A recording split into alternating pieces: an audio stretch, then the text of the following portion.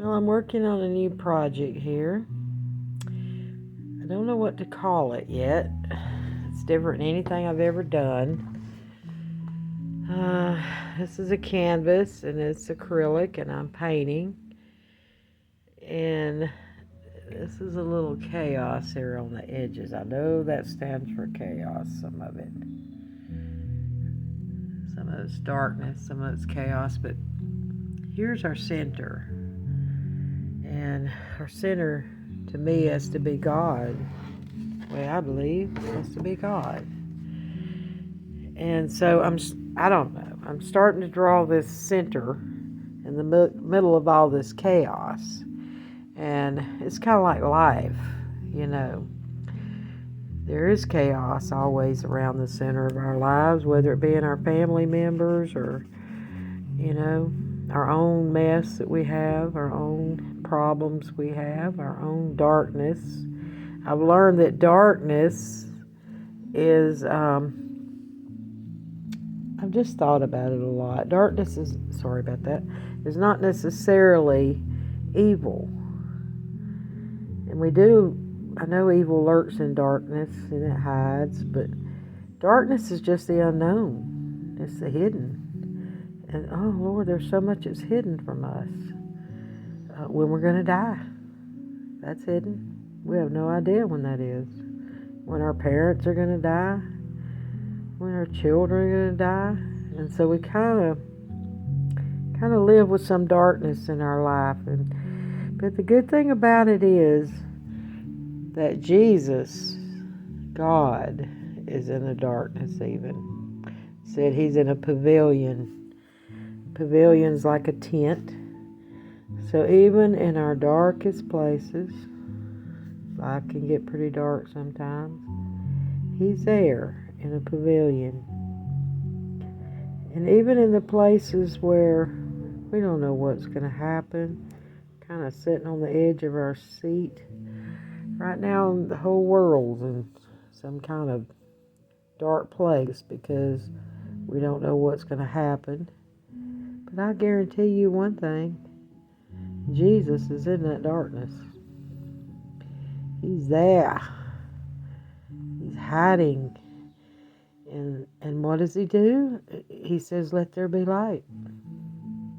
And he turns the light on, and now we can see all the hidden things. That's what's happening right now in our world. God is bringing light to the hidden things.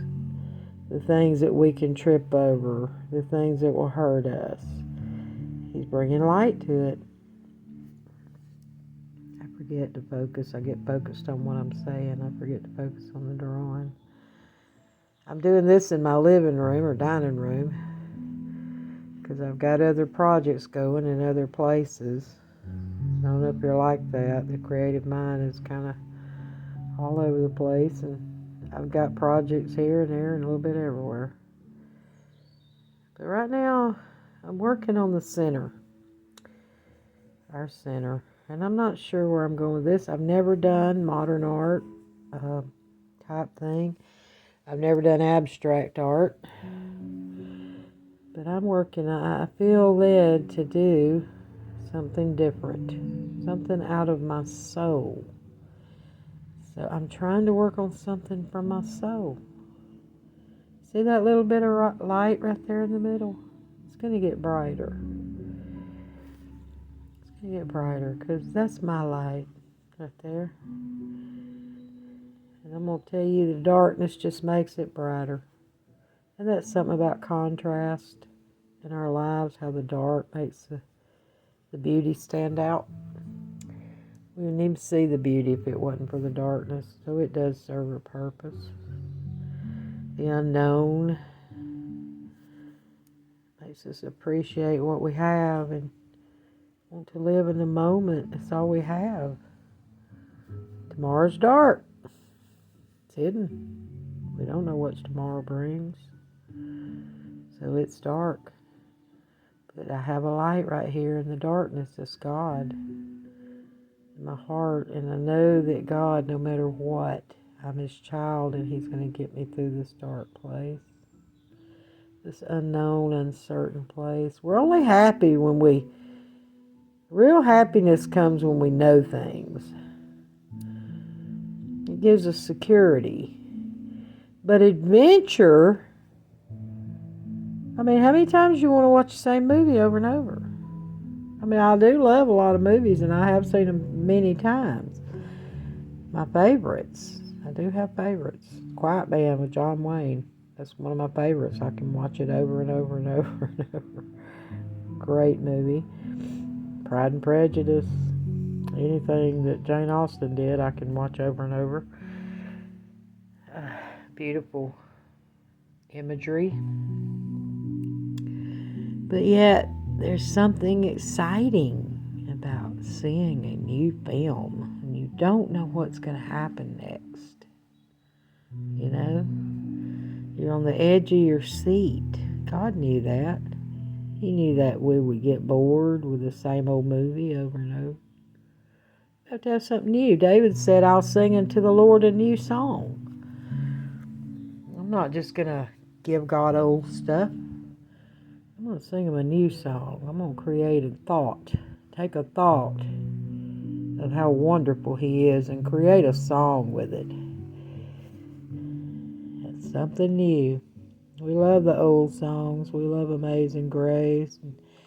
And we love Corey Asbury. We love Maverick City. We love these new groups that have come out with new songs. And I can sing the old and enjoy it, but I got to have the new.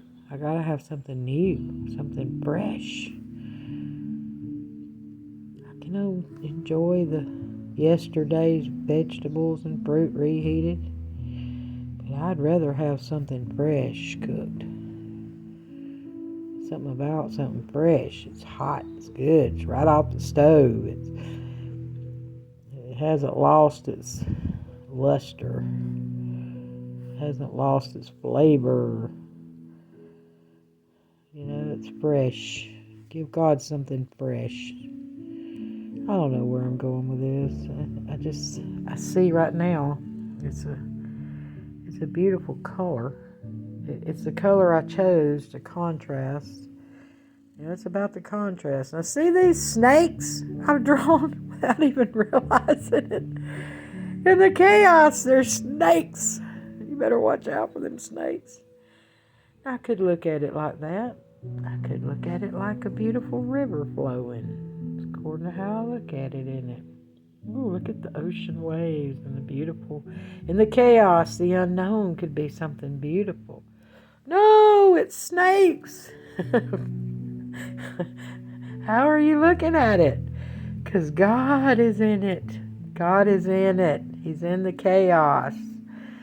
He's there. And it takes the chaos to right things and make them right again. The world's upside down right now. I agree.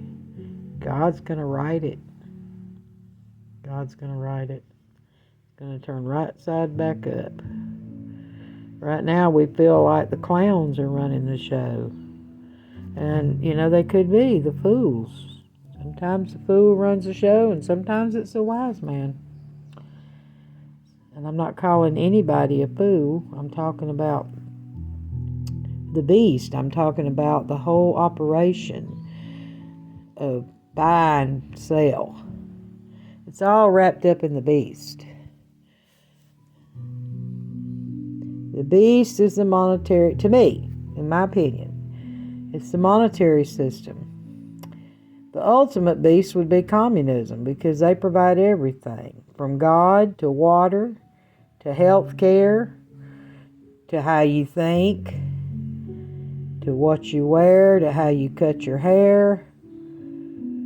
Yeah. They provide everything. Your food, your shelter. Well, God don't have to do it. They do it. They become your God.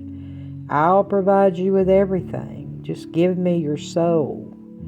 Give me your consent. Give me your consent.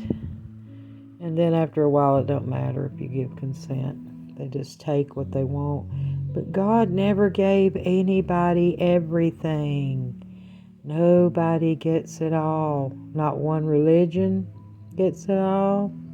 not one corporation. If somebody's getting it all, it's upside down and it's wrong. That was Babel. Babel was all compassing. We'll put our minds together and we won't need God. We'll build our own tower up to heaven. We don't need God to get us to heaven. We'll build our own tower, Tower of Babel. You saw what God did with that. They all spoke one language, and he came and confounded their languages so they could no longer give each other, well, you bring the concrete and I'll bring the wood and we'll make something beautiful. No, they couldn't talk to each other. That's how we got different ethnic groups. The Tower of Babel. Nobody gets it all. God said in the fields, leave the corners for the wayfaring stranger. Don't harvest everything. Plant everything. See, we plant, but we don't get to keep it all. Nobody gets it all. And if you're trying to get it all, if you're trying to get all, be all, if you're trying to control another person and you get all they have, their soul, as well as their love, you can't have their soul. God won't let you. Even if they give it to you, the irony is you're going to end up alone. You're going to end up with nobody to control. See, nobody gets it all. You don't get everything.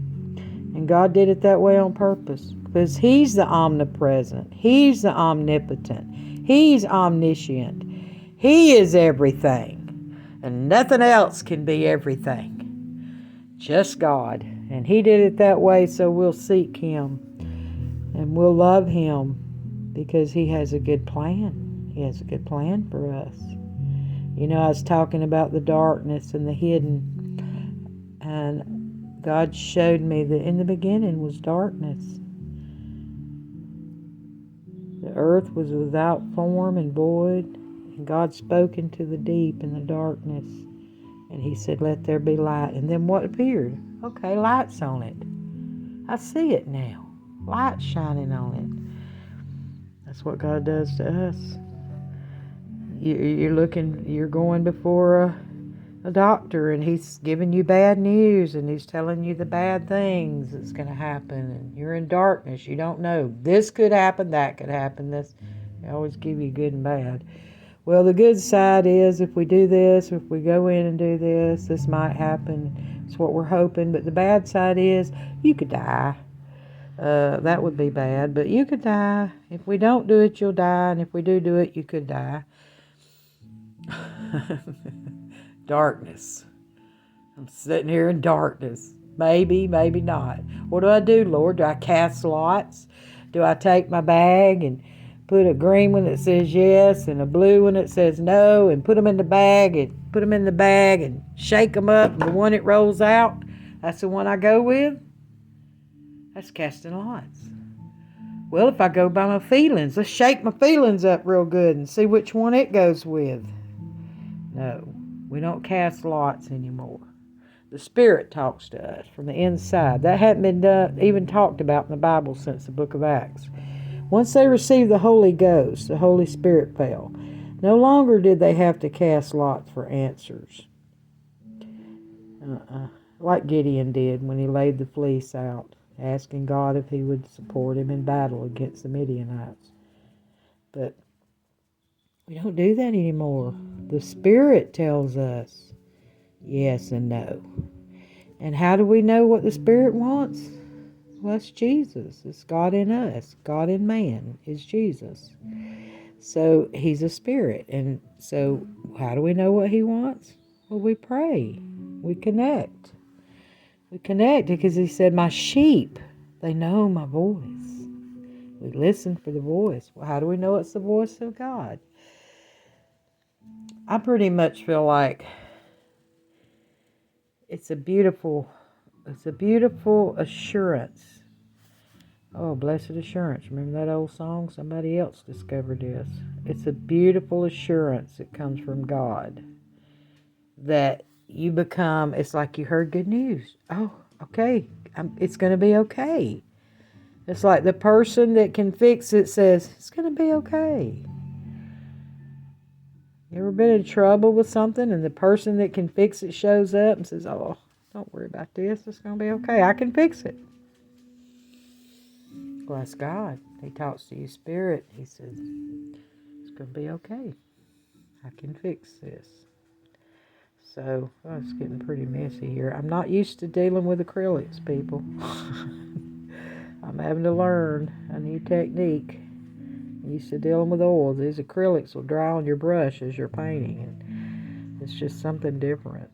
I may end up having to paint over this spot. We'll see. Sometimes your mistakes become your best thing about the painting. So, we don't say it's a mistake yet. Not until we feel like we got to cover it up.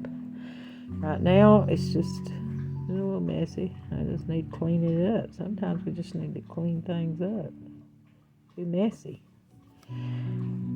Can't tell what's what when it's messy. I can't tell the couch from the chair and the floor if it's messy. Too many clothes laying around. Can't tell the couch from the floor. All right, and a little more dark toward the middle. Can you see my center? We all have a center.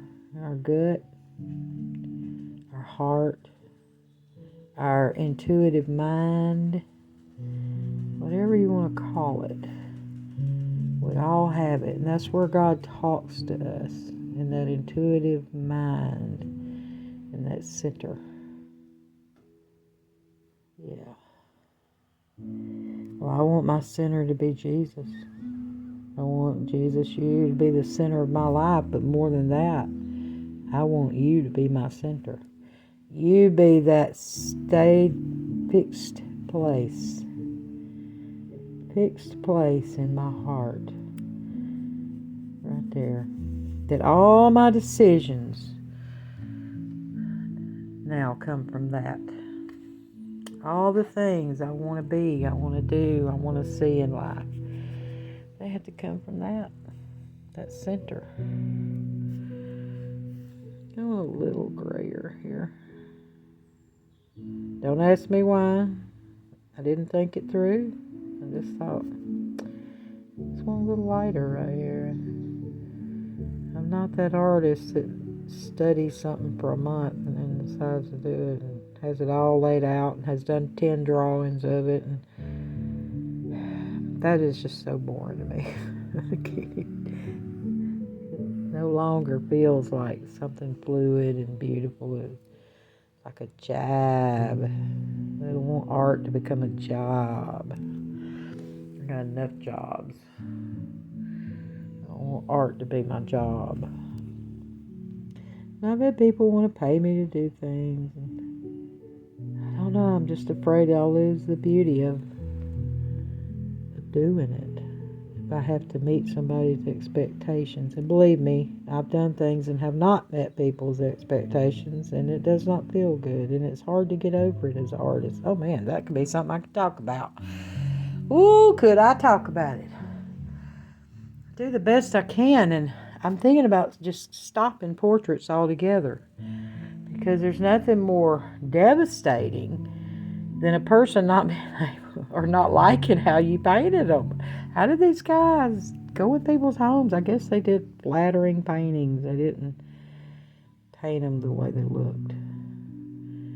They did real flattering paintings. But I'm thinking the paintings and the work that has failed me the most, to me, is when I try to get somebody's likeness and they don't like it.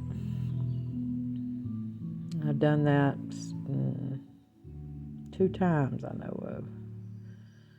And both times I had a hard time recovering from it.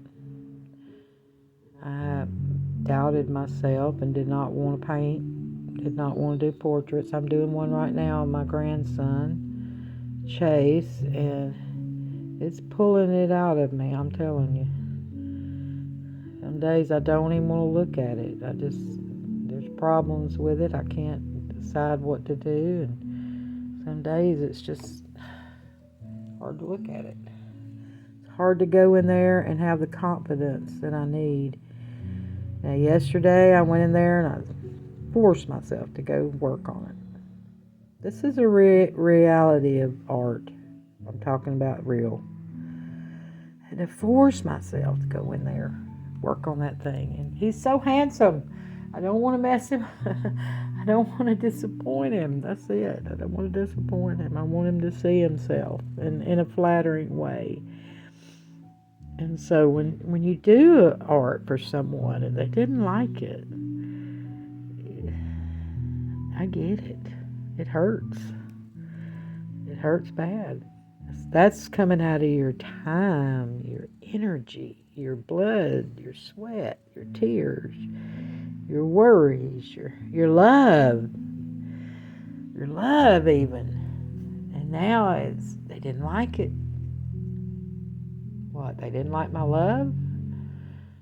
I mean, that's how you take it. I'm being real. That's how you take it. They didn't like my love. I spent weeks on this. I tried. I did the best I could. And they didn't like it. I can be mad at them and hurt at them. Or I can just say, everybody's not going to like everything I do. I got to be okay with that. My daughter talked to me a while about it because I've got to the point where I didn't want to do anything else. I just felt like I'm tired of trying to please people. I'm tired of trying to please myself, and I'm coming up short to my own expectations of myself. I'm coming up short.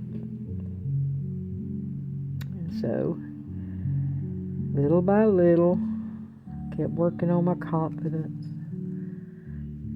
Well, I'm talking to you now, so I've done something. I quit doing videos. I had to take a step back and regroup and think, what is this art about? Why am I doing it? Why do people not like it? I mean, 2 people, you've done, I don't know how many paintings I've done. Two people didn't like something I did, and it set me back mentally. I have to laugh at it because it's true. If somebody says something negative, it don't matter how many positive things you have heard. If that person has just got to say something negative, it don't matter that other people like your work. Other people love your work. Other people are asking you to paint for them. It doesn't matter that one blow of ego kill. You kill my ego. You kill my confidence. Now I got to get over that. Now that's bad because this ain't about me. I know I think it is when I'm doing it. This is for posterity. This is something I leave when I'm gone. I just wondered if those people didn't like it, how they're going to feel about it if I leave the earth before they do. They're still not going to like it? Or are they going to say, man, I wished I'd have saw something else instead of not liking the way my face looked or something. Wish I'd have saw the love they put in it. And I had to check myself because how many times have people done things for me?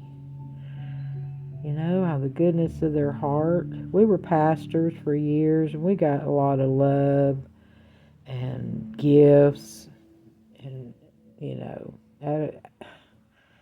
just good things on our birthdays and Valentine's Day, any holiday.